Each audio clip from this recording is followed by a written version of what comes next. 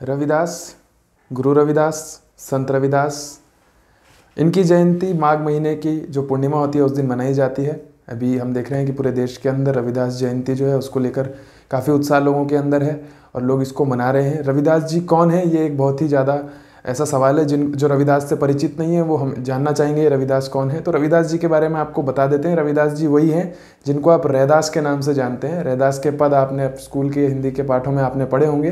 रैदास भक्ति काल के एक बहुत ही प्रचलित जाने माने कवि हैं जिनका एक दोहा बहुत ज़्यादा सुनने को हमें हमेशा मिल जाता है। आम बोलचाल में वो दोहा आप सुनते होंगे, मन चंगा तो कठौती में गंगा। अब ये दोहा क्या कहता है इसके बारे में हम बाद में बात करेंगे, लेकिन रविदास और क्या है इनके आसपास का ज्ञान और इनके साथ में जो राजनीति क्या हो रही है इसके बारे में आज हम थोड़ी सी बातचीत करेंगे। रैदास नफरत नहीं फैलाते थे, रैदास किसी से नफरत नहीं करते थे।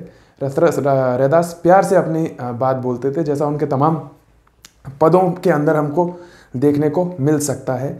जो रैदास के नाम की आजकल राजनीति हो रही है, रैदास को एक ब्राह्मणों के खिलाफ जो बात कहने वाला या फिर बताया जा रहा है वो पूर्ण रूप से सच नहीं है। रैदास जो थे वो ब्राह्मणवाद के खिलाफ बात करते थे। रैदास जो थे वो जातिवाद के खिलाफ बात करते थे और इस बात को भी वो बहुत भावपूर्ण ढंग से बहुत रस के साथ कहते थे, जिसके कारण चाहे ब्राह्मण है, चाहे सवर्ण है, चाहे निचला वर्ण है, चाहे कोई भी व्यक्ति है, वो उस बात को बहुत ही ज़्यादा भावपूर्ण ढंग से समाग्रहित कर लेता था।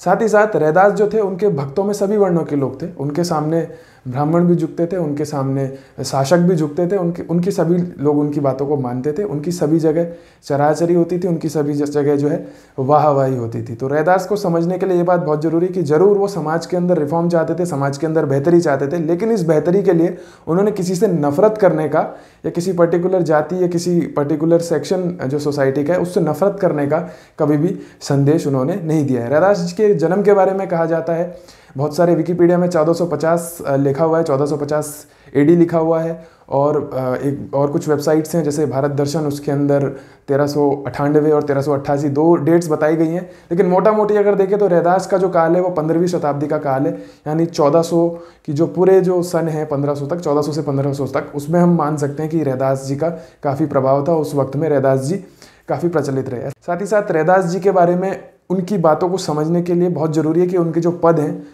उनको समझा जाए, ताकि हमको रैदास जी की विचार यात्रा या फिर रैदास जी क्या थे असल मायने में वो हमको समझ में आ पाए। रैदास जी का जन्म निचली जाति के एक परिवार में हुआ था जिसमें चर्म का काम होता था, चमड़े का काम होता था। और रैदास जी जो थे बचपन से ही इस कारण, क्योंकि समाज का जो दबाव होता है उस कारण वो बहुत ज़्यादा टूटे हुए थे, बिखरे हुए थे। लेकिन उनके इस टूटे मन के बिखराव को जोड़ने का काम जो किया वो स्पिरिचुअलिटी ने किया, वो उनकी जो भक्ति थी उसने किया, क्योंकि उस वक्त में भक्ति काल चल रहा था, ठीक है। और वो सूफी संतों के संपर्क में काफ़ी आए और उसके बाद उनका जो टूटा हुआ मन था वो जुड़ा और उस टूटे हुए मन को जोड़ने के साथ में उन्होंने भगवान की भक्ति के अंदर, ईश्वर की भक्ति के अंदर बहुत सारी चीज़ें लिखी।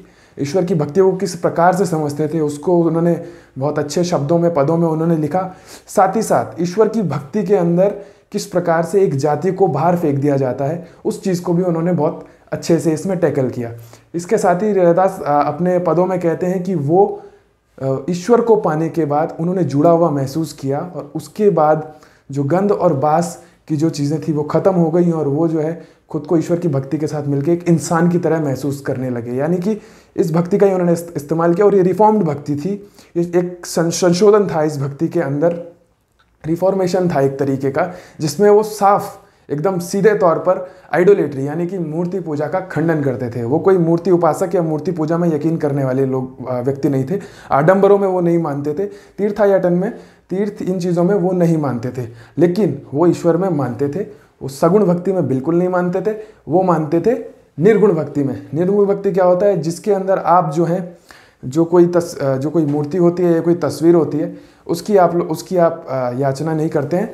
कनेक्शन सीधे मन का होता है, किसके साथ में, परमात्मा के साथ में, या जो ऊपर की हायर जो ताकत जो भी है उसके साथ में हमारे मन का सीधा कनेक्शन होता है। और इसी कनेक्शन को उनका एक दिखाती है, एक पद उनका दिखाता है जिस पद में उन्होंने साफ लिखा हुआ है कि अब कैसे छूटे राम रट लागी प्रभु जी तुम चंदन हम पानी, जाकी अंग अंग बास समानी। इसका मतलब यही है कि अब राम की रट लग चुकी है, अब कैसे छूटेगी। प्रभु जी तुम चंदन हो, हम पानी है, और हमारे अंग अंग में जो है आपकी जो है वो बास समा गई है। प्रभु जी तुम दीपक हम बाती, जाकी जोत बरे दिन राती।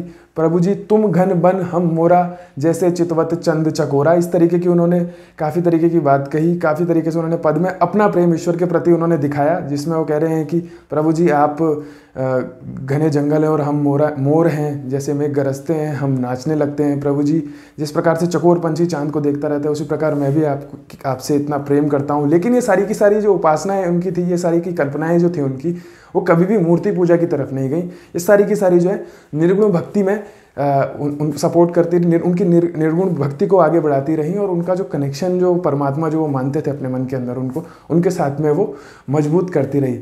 परमात्मा के साथ में उनका कनेक्शन होने के था, इसका मतलब ये नहीं था कि वो कहीं पर भी जो धर्म के अंदर जो बुरी चीज़ें थी, जिस प्रकार जैसे कि जाति, या फिर जैसे कि महिलाओं को जो दबाने की बात धर्म के अंदर होती है, कहीं भी उसका समर्थन करते थे। ऐसा बिल्कुल नहीं था। वो इन चीज़ों का बहुत ज़्यादा विरोध करते थे, पर इसमें भी उनका जो तरीका था वो बहुत ज़्यादा सौम्य था, मीठा तरीका था, और इसलिए वो बहुत ही अपने सहज तरीके से इस बात को कहते थे। जैसे कि उन्होंने कहा था कि मन चंगा तो कठौती में गंगा। वो कहते थे यानी कि अगर कोई भी व्यक्ति है, उसको समाज में कितना भी दबाया गया, अगर उसका मन साफ है, उसका मन पवित्र है, तो उसकी कठौती यानी कि चमड़ा जिस बर्तन के ऊपर रख कर भिगाया जाता है, उसकी कठौती में भी गंगा आ जाएगी। यानी कि मन चंगा तो कठौती में गंगा।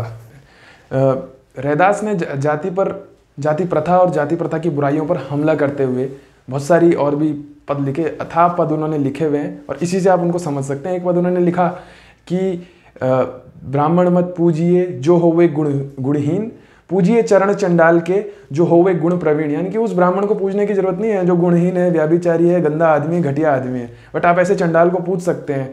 चंडाल यानी कि जो घाट पर जो दाह संस्कार के अंदर काम करते हैं, या फिर जो हैंगमैन होते हैं, आप उनको पूजिए अगर उनके गुण अच्छे हैं। इसी प्रकार रैदास का एक और दोहा है जो बहुत ही ज़्यादा अपने आप को सीधे जाति पर हमला करते हुए, जाति उसमें लिखा हुआ है कि जाति जाति में जाति है जो के तन के पात, रैदास मनुष्य न जुड़ सके जब तक जाति न जात। यानी कि जाति जाति में जाति हैं। इस देश के अंदर इतनी जातियां हैं, जिस प्रकार केले के तने के अंदर पत्ते के अंदर पत्ता है, पत्ते के अंदर पत्ता है, पत्ते के अंदर पत्ता है, और जब आप लास्ट में पहुंच जाएंगे तो पेड़ का तना ही खत्म हो जाएगा, केले का पेड़ ही खत्म हो जाएगा। उसी प्रकार इस देश के अंदर, हमारे भारत के अंदर ऐसी जाति व्यवस्था है, जातियों के अंदर जाति है।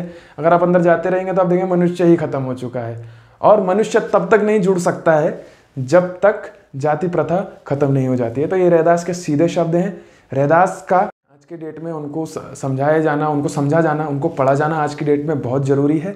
बट रैदास के नाम के ऊपर ये कहना कि रैदास जो हैं उन्होंने कुछ नफ़रत का पाठ दिया, या फिर रैदास को लेकर हम नफ़रत करने लग जाएं, नफ़रत फैलाने लग जाए, ऐसा नहीं होना चाहिए। रैदास ने बहुत ही ज़्यादा सौम्यता से, सरलता से जाति को ख़त्म करने की बात कही है, और उस चीज़ को हम उस समर्थन करते हैं। उस चीज़ के साथ में खड़े रहना चाहिए, क्योंकि जाति बिल्कुल भी अच्छी चीज़ नहीं है, और इसको हटाने के लिए जितना बेहतर काम हो सके उतना बेहतर काम होना चाहिए। और इतनी ज़्यादा एक्सेप्टेंस है रैदास की कि गुरु ग्रंथ साहिब के अंदर 40 या 41 पद जो हैं उनके शामिल किए गए। कहीं पर 40 लिखा हुआ है, कहीं पर 41 लिखा हुआ है। साथ ही साथ निर्गुण भक्ति को बहुत ज़्यादा सपोर्ट मिला है।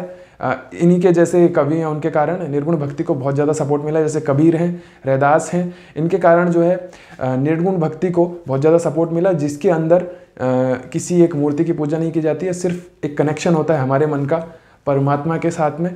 तो रैदास आज के वक्त में, आज के दौर में बहुत ज़्यादा तर्कसंगत हैं, क्योंकि रैदास हमारे जो प्रेम की, सौहार्द की जो संस्कृति है उसके एक बहुत बड़े चिन्ह, एक बहुत बड़े सिंबल हैं। आज के दिन रैदास का जो दिन है, उस दिन हमको रैदास की इन तमाम बातों को याद रखते हुए उनके दोहों को पढ़ना चाहिए और आज के दिन को अच्छा बनाना चाहिए। प्रभु जी तुम चंदन हम पानी, ये भजन तो बहुत ज़्यादा है। साथ ही साथ रैदास के जो जाति पर चोट करते हुए या जाति को रिजेक्ट करते हुए जितने भी पद हैं उनको पढ़ना चाहिए, उनको पढ़ाना चाहिए। हमें अपने दोस्तों को स्टेटसेस पे, व्हाट्सएप के स्टेटसेस पे हमको उनको लगाना चाहिए, बहुत ही खूबसूरत हैं।